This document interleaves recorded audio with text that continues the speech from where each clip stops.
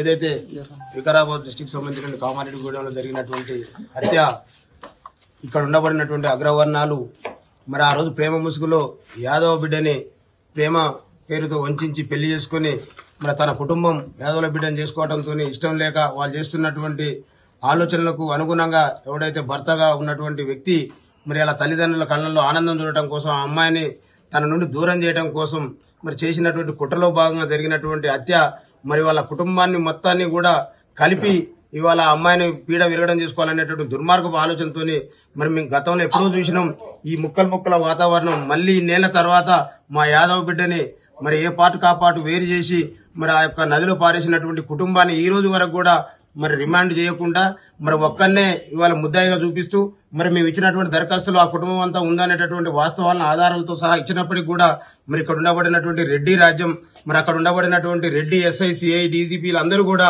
ఇవాళ యొక్క రెడ్డి కుటుంబాన్ని కాపాడుకునే ప్రయత్నం చేస్తున్నటువంటి దుర్మార్గాన్ని ఈ రాష్ట్ర వ్యాప్తంగా ఉండబడినటువంటి మా యాదవ్ సోదరులు కావచ్చు మా బీసీ సమాజం అంతా కూడా ఇవాళ తీవ్రంగా ఖండిస్తా ఉన్నాం. ఖచ్చితంగా ఈ కుటుంబానికి అండగా మేము ఉంటాం.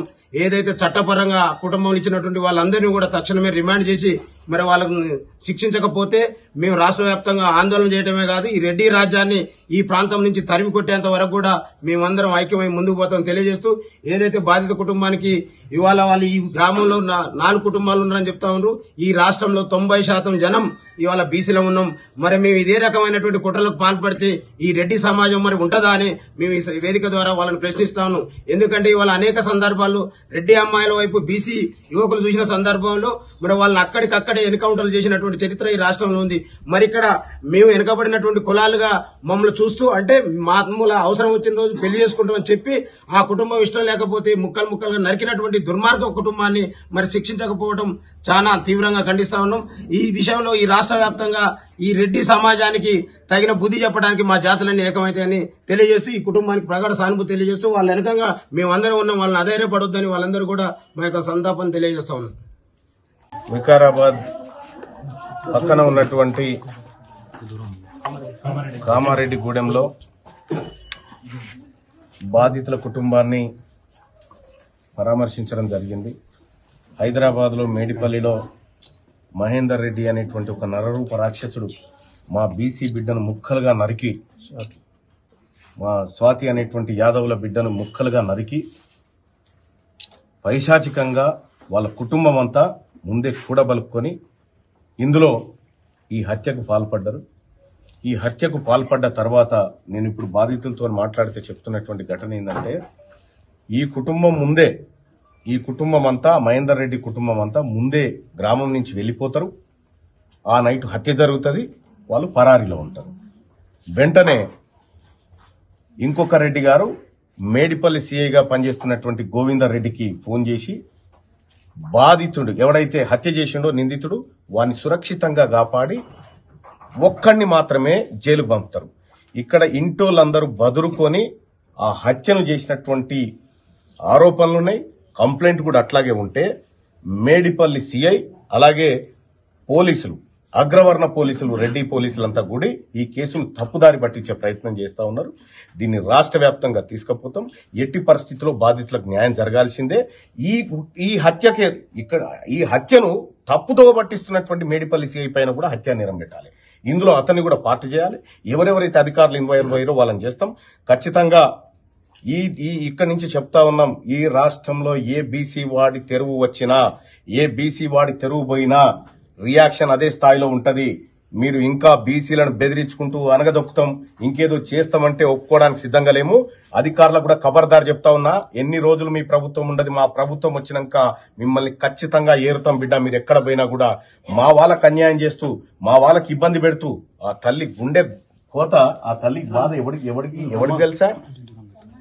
రేపు మీ ఇళ్లలో జరిగితే తెలుస్తుంది. అదే ఒక దిశను అత్యాచారం చేసి హత్య చేస్తే ఎన్కౌంటర్ చేస్తారు. ఆడ వరంగల్లో యాసిడ్ పోసిందని చెప్పి ఎన్కౌంటర్ చేస్తారు. మరి ఇప్పుడు ఏం చేయరా? ఈ విషయంలో ఎందుకు ఇన్స్టాంట్ జస్టిస్ జరగలేదు? అంటే అక్కడ రెడ్డి వాళ్ళ అమ్మాయిని చూస్తే ఇట్లుంటదిరా ట్రీట్మెంట్ అని చెప్తారు. ఇక్కడ ముక్కలుగా నరికితే కూడా నీకు సేఫ్ గా జైలుకు పంపిస్తాం బిడ్డ అని చెప్తారా? ఇదా చెప్పదలుచుకుంది రాజ్యం మాకు? అందుకోసమే మేము చెప్పదలుచుకుంది ఒకటే, ఆ కుటుంబాన్ని మొత్తం తక్షణమే అరెస్ట్ చేయాలి.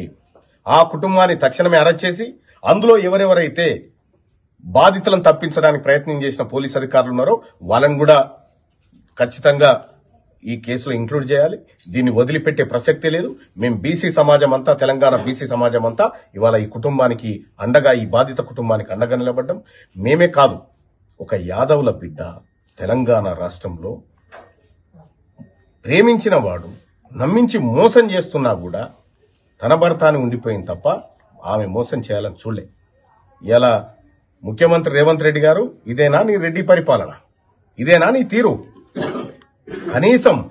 కనీసం బాధితుల దగ్గరికి ఓ మంత్రిని పంపించి ఏం జరిగిందని తెలుసుకోలేనటువంటి దుర్మార్గమైనటువంటి ప్రభుత్వం, ఈ వ్యవస్థ ఇక్కడ ఉంటే మీరు జైరి పరిపాలన ఎన్ని రోజులు చేస్తారో మీరు రాసి పెట్టుకోరి.